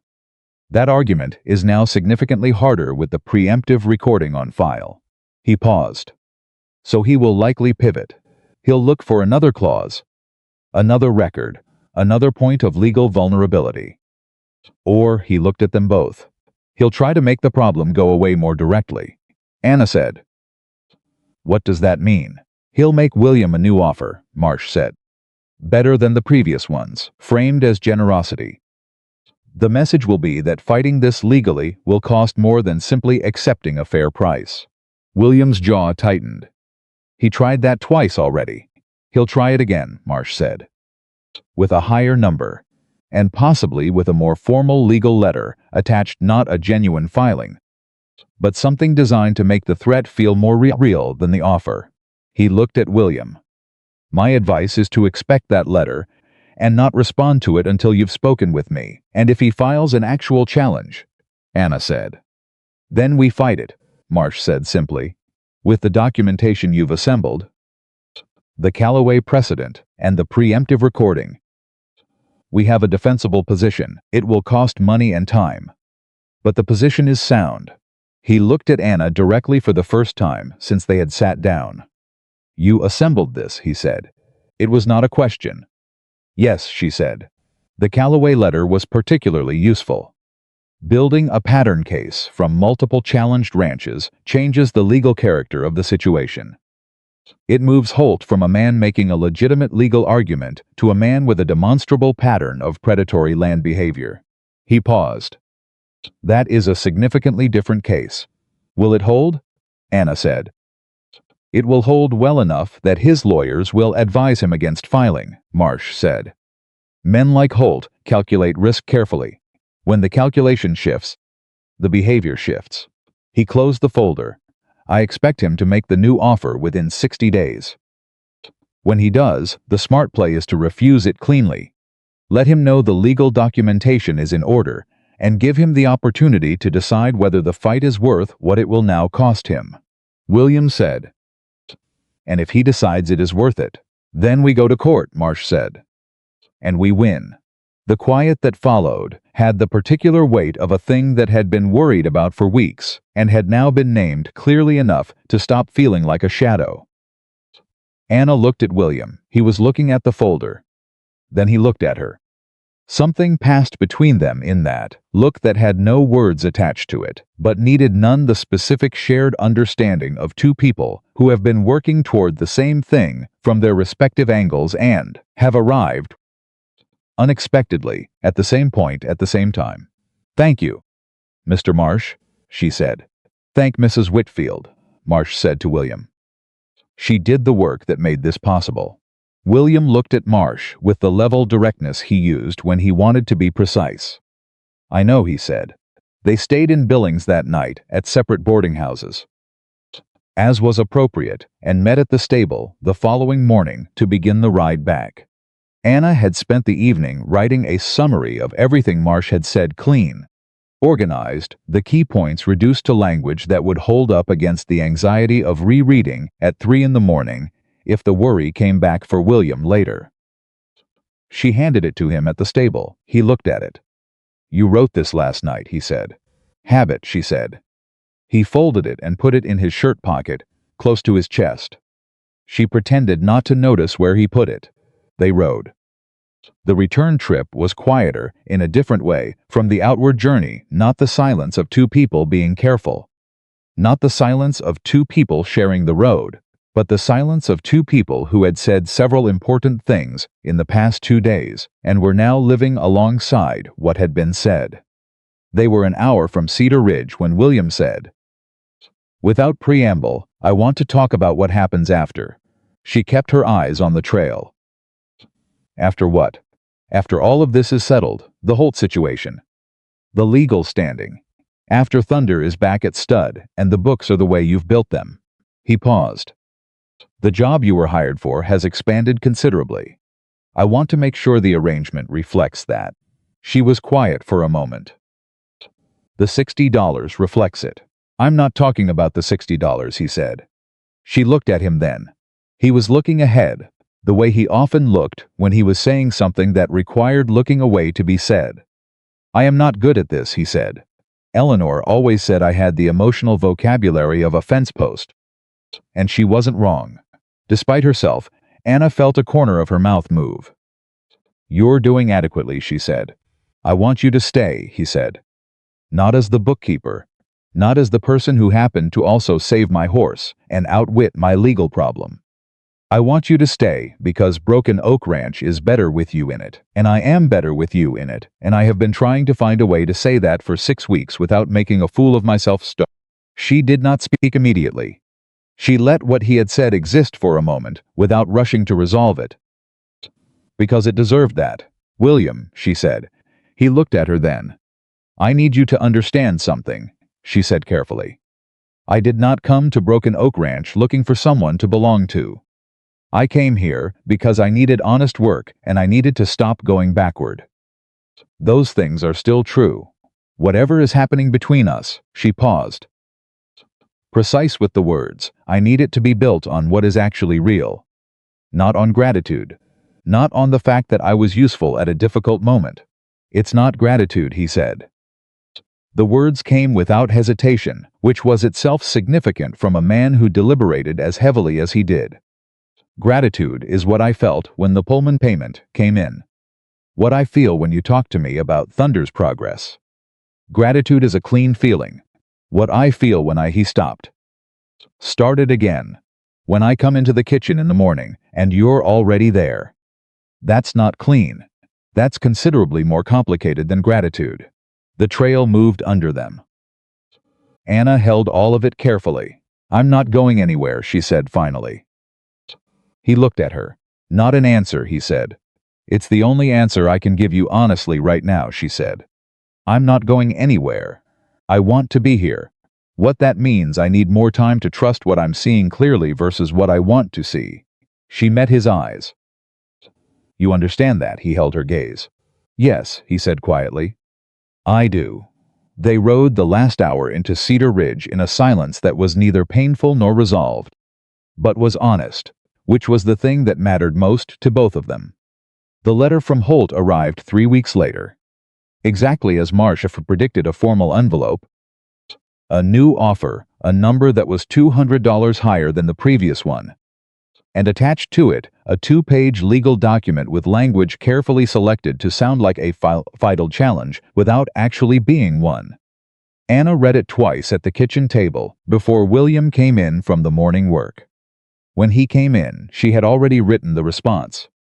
She slid both documents across the table to him. He read the offer first. His expression did not change. He read the response she had drafted. It was 4 sentences long. It acknowledged receipt of the offer. It declined clearly. It noted that the water rights registration was on file with the county recorder and had been reviewed by legal counsel. And it stated that any subsequent correspondence regarding the matter should be directed to Clifford Marsh at his address in Billings. William looked up. 4 sentences, he said. More than 4 gives him something to argue with, she said. 4 sentences gives him nothing except a direction. He read it once more. Send it, he said.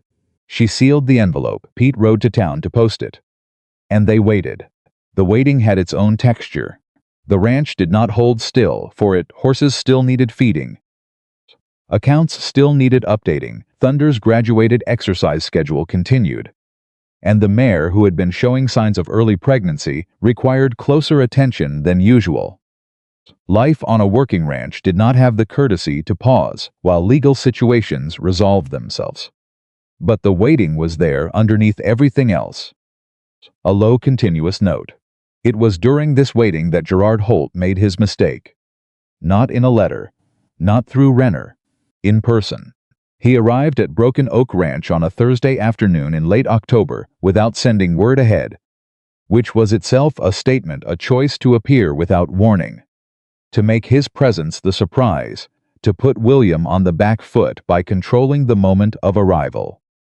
He was exactly what she had expected from everything she had read about him. 60 years old, prosperous in the way of men who have confused winning with being right, with a handshake that was strong in the way of men who have decided that confidence is a form of argument. He did not look surprised to find Anna in the main room, but he had expected her to leave. She did not leave. She stood to one side with her ledger and let William handle the opening, because this was his ranch and his name on the land and his right to stand at the front of this particular conversation. She was watching, the way she always watched, not the words but the structure of the words, not the expression but the moment before the expression arrived. Holt was smooth. She had to acknowledge that. He opened with compliments about the ranch, not overnight, not all at once, about the condition of the horses, about the improvements that were evident since his last visit, which told her he had been getting reports from someone, possibly Renner, possibly someone in Cedar Ridge. He spoke about the offer with the tone of a man offering a gift rather than presenting a transaction. "I want to be fair," Holt said. "I've always wanted to be fair with you. William, the water access on the lower pasture is valuable to me for reasons that don't actually affect your operation. You'd keep the land, keep the grazing, keep everything you have now. I'm simply asking for a shared access arrangement at a price that reflects what the water rights are genuinely worth." William said, "The answer is no." Holt nodded as though he had expected this, which he probably had. "I understand the hesitation," Holt said. "Legal situations can feel uncertain. I don't want uncertainty for you." "That's not what I'm offering," Anna said, from her position to one side. "Mr. Holt," he turned. She met his eyes with the same steady, empty pleasantness she had given Renner. "The legal situation isn't uncertain," she said. "The water rights registration has been on file with the county recorder since August. A formal defense brief has been prepared by counsel in Billings. The documented pattern of similar approaches to neighboring ranches in this county over the past 4 years has also been submitted to that counsel." She paused. "The situation is well documented, clearly established, and not going to become more advantageous for you as time passes. If you have new terms to propose that are genuinely different in character from the previous offers, Mr. Carter will consider them with his attorney. Otherwise, we've said what we have to say on the matter." Holt looked at her. She had the sense that she was being assessed very carefully, not with contempt, not with condescension, but with the recalibrating attention of someone who has identified that they have miscounted something important. "You're thorough," he said. "I'm employed to be," she said. "It's more than employment," he said, and the observation held a kind of honest respect that surprised her, not the respect of someone who has been outmaneuvered, but the respect of someone who recognizes a capability. He looked back at William. "I'll speak with my people," he said. "The situation may be worth reconsidering on my side. Clifford Marsh is the right contact," William said. Holt nodded. He looked around the room once at the organized desk, the shelved records, the careful evidence of a place that was being run with attention, and something in his expression shifted almost imperceptibly. He left, the door closed. Pete, who had been in the hallway making very little noise for the past 20 minutes, appeared in the doorway with an expression caught between impressed and relieved. William stood in the middle of the room. He turned to Anna. "Pattern of similar approaches to neighboring ranches in this county," he said. "Margaret's letter to Marsh and 2 others I identified through the county records," she said. 3 ranches targeted with the same close-based approach in the past 4 years. Different counties, same method. You assembled that, he said. Yes. While also managing the accounts and treating Thunder and drafting 3 letters to Marsh and writing the response to his offer and everything else. She looked at him steadily. Was there a question in there? He crossed the room in 3 deliberate steps. He stopped in front of her, closer than the practical distance that had been the established distance between them for 4 months. And he looked at her with the full weight of his attention, the remeasuring look taken all the way to its conclusion. The measurement finally, definitively returned. Anna, he said. Just her name. The way he had said it, the morning after she had been up all night. The way it had landed differently then. It landed differently now, too. Differently still, William, she said, evenly. Her heart not entirely even. I want to say something, and I need you to let me finish, before you tell me all the reasons to be careful about it, he said. She said nothing, which was its own kind of answer. I have been watching you since the day you walked into this house with a suitcase and a satchel, and told me you'd come about the position, he said. I have watched you work harder than any person I have known since Eleanor. I have watched you be honest with me even when it was uncomfortable, and patient with me even when I was slow and loyal to this place without anyone asking you to be. He paused. I have watched you with Thunder. I have watched you with Pete. I have watched you with Margaret Calloway, who, for the record, has told me twice in the past month that you are exactly what this ranch needs. Margaret Calloway said that? Anna said. Despite herself. Nearly word for word, he said. She also said that if I let you leave due to some combination of stubbornness and cowardice, she would not forgive me for it. Something that had been very carefully held inside Anna's chest for 4 months shifted. I am not planning to leave, she said. I know, he said. But I am asking you not to stay as the bookkeeper. She looked at him. The full weight of what he was saying had been approaching for weeks. She had watched it approach. She had been careful about it. She had held herself carefully because she knew that wanting something did not make it safe to have it, and she had been wrong about safety before. But she was also the woman who had walked into a strange ranch with a satchel of veterinary notes and told a man who doubted her that damaged things could heal. She believed that. She believed it in horses. She believed it in ranches. She was learning to believe it in herself. Ask me properly, she said. His expression shifted. Something young and uncertain lived there for a moment alongside everything else. Anna Whitfield, he said. Will you stay at Broken Oak Ranch as my partner? As my wife, if you'll have me. Not because you are useful, though you are. Considerably, but because I am a better man when you are in the same room, and I have no interest in going back to being the man I was before you came through that door. The kitchen was very quiet. Outside, they could hear Thunder moving in his paddock. Easy, certain. Strong. Yes, she said, one word, the right one. He reached forward and took her hand, which was the first time he had touched her with deliberate intent rather than practical necessity. And the grip of his hand was warm and careful and held the same quality as everything he did, unhurried, certain, committed to what it was doing. She held on. And that was how it happened.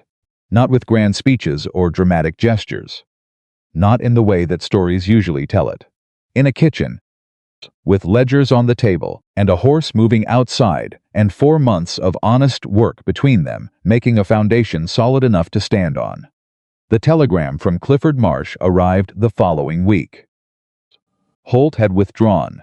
The legal challenge, as Marsh had predicted, had been determined by Holt's own lawyers to be no longer worth pursuing against the documented defense that had been built. There would be no filing, no court date, no drawn-out battle over a water rights clause buried in a 30-year-old document. William read the telegram at the kitchen table. He handed it to Anna. She read it. She set it down. Well, she said. Well, he said. Pete appeared in the doorway with hay in his hair and the expression of someone who has been waiting for news and can read from the room that it is good news. Done? Pete said. Done, William said.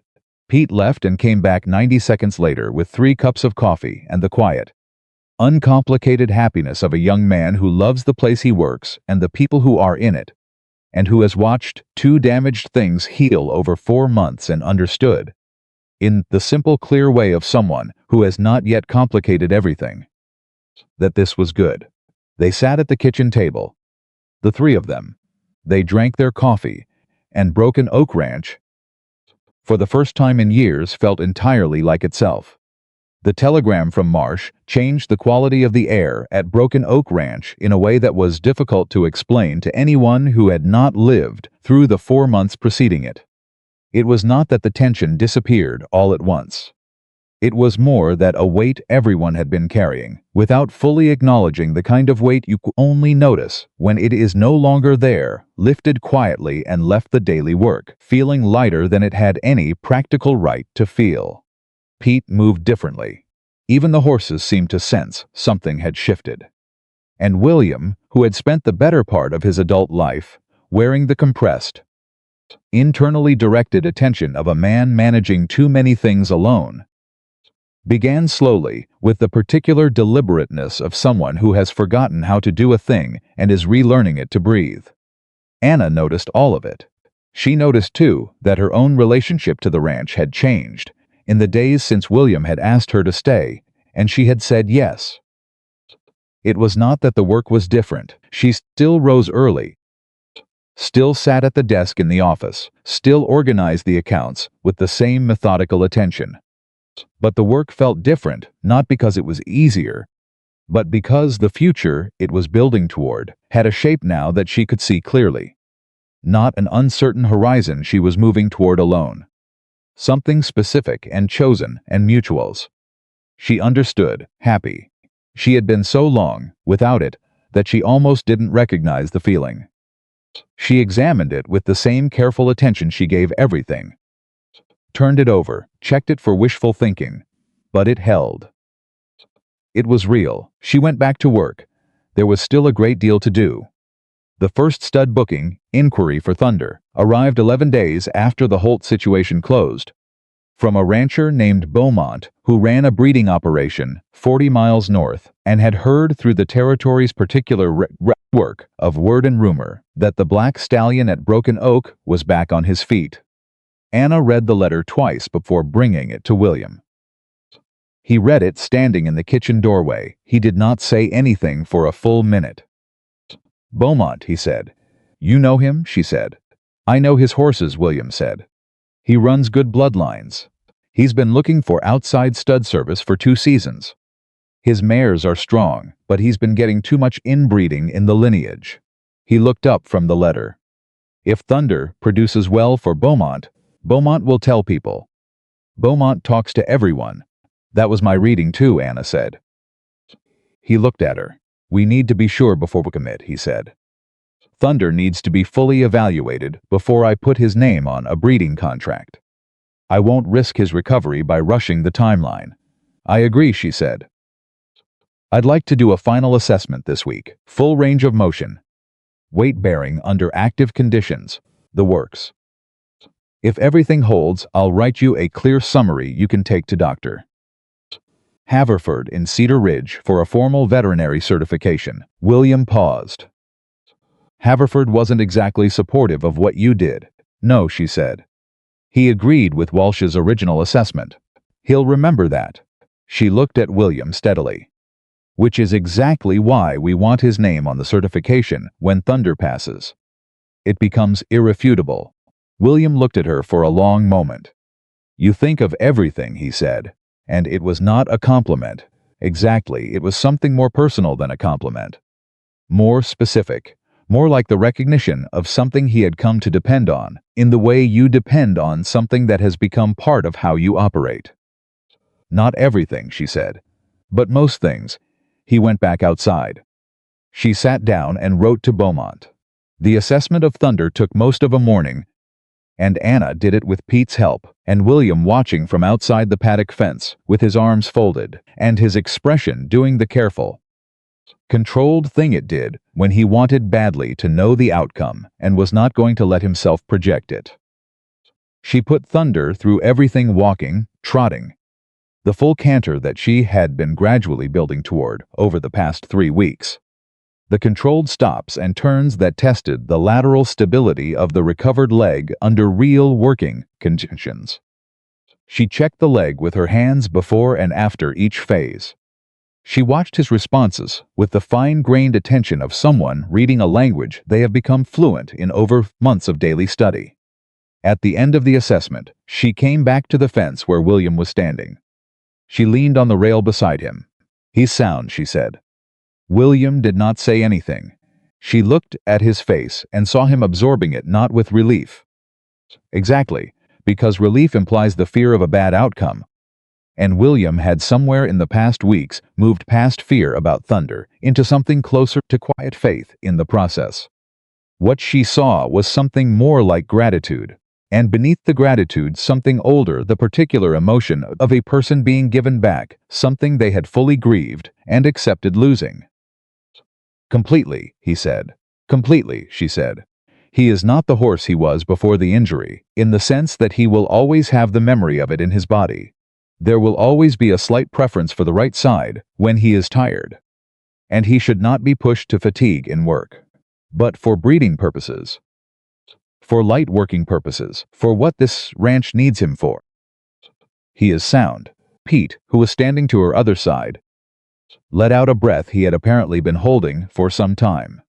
William pushed off the fence and walked to the paddock gate. He went inside and crossed to where Thunder stood at the far end.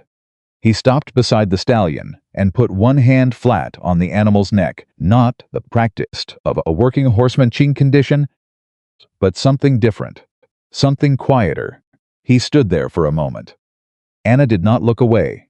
She understood that a man has the right to have certain moments witnessed, and that witnessing them without intrusion is its own form of respect. When William came back out of the paddock, his face was composed, and his voice was even. "Write the letter to Beaumont," he said. "Set the terms the way you think is right. I trust your numbers." She nodded. She went inside and wrote the letter. Dr. Haverford came out from Cedar Ridge the following week. He was 60 years old, methodical, careful, and had the professional pride of a man who had spent 30 years building a reputation on the accuracy of his assessments. He had agreed with Walsh's diagnosis 18 months ago. He had said, in plain language that William still remembered word for word, that Thunder's working life was finished. He arrived expecting to certify a horse for light activity, only he had said as much in his response to Anna's request. With the particular careful hedging of someone who wants to manage expectations before the examination rather than manage reputations after it. The examination took 90 minutes. Haverford was thorough. Anna respected that she had known he would be, and she had prepared for it. Not by managing the process, but by making sure Thunder was as strong as possible for the day, and by writing a detailed record of every step of the rehabilitation process, with dates and observations and specific measurements of improvement at each phase, which she handed to Haverford before he began, and which he read with the focused attention of a professional taking seriously something he had initially intended to treat as a formality. She stood to the side and let him work. When he finished, he stood with his hands in his coat pockets and looked at Thunder for a long moment without speaking. Then he looked at Anna. "What treatment protocol did you use?" he said. She told him. Precisely, in the language her father had taught her, without overstating her own expertise and without understating what she had actually done. Haverford listened without interrupting. When she finished, he was quiet again for a moment. "You had veterinary training," he said. "Not formally," she said. "My father was a vet. I worked alongside him from the time I was 14. Haverford looked back at Thunder. "Walsh and I were both wrong," he said. The words landed in the still air of the paddock. "You had 40 minutes with a frightened, injured horse," Anna said carefully. "And you had Walsh's report in front of you before you came. It's not easy to see clearly past a confident prior assessment." Haverford looked at her. She met his gaze. "You're being generous," he said. "I'm being accurate," she said. He almost smiled. He wrote the certification that afternoon. Full working soundness for breeding purposes, with the specific notation that the recovery had been achieved through a rehabilitation process he documented in detail, not just for Thunder's record, but, he said, because the approach was worth knowing about for future cases. He handed the certification to William. He shook Anna's hand. He left without making a further production of it, because he was a man who understood that the most dignified response to being wrong was to be clearly and usefully right about everything that came after. William held the certification in both hands. He looked at it the way a man looks at a document that contains more than its own words. "Take it to the office," Anna said gently. "I'll file it with the Beaumont contract." He looked up at her. "Come here," he said. She stepped toward him. He put his arm around her the first time he had done it, deliberate and certain and uncomplicated, and held her against his side with the particular quiet assurance of a man who has decided something fully and is done deciding. She let herself stand there. She let herself belong to the moment without measuring it or protecting herself from it.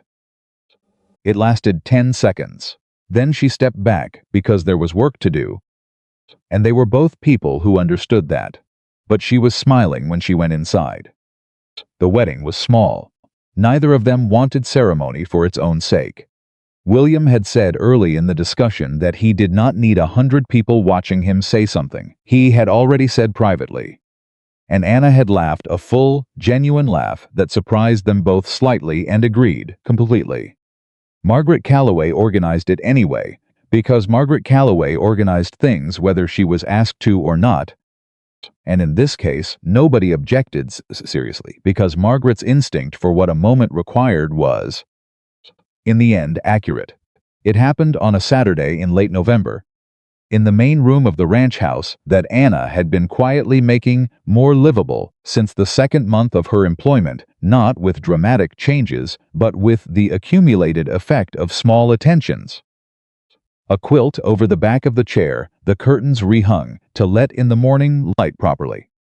The kitchen table refinished to stop its wobble, the bookshelves reorganized so that the books William actually read were within reach, rather than buried. The room had become, without anyone declaring it, a home. Clifford Marsh came from Billings. Margaret brought 3 neighboring families. Pete stood to one side in his good coat, with his hat in his hands, and the expression of a young man at a significant moment who is trying to hold himself together and mostly succeeding. The minister from Cedar Ridge read the words. William said his. Anna said hers.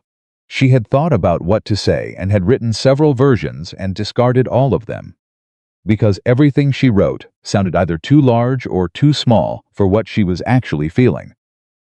In the end, she said simply, "I came to this ranch to do honest work, and I found more than I knew to look for.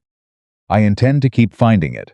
William looked at her with an expression she had no name for, the expression of a man for whom a sentence had just described the precise shape of something he had been carrying for a long time.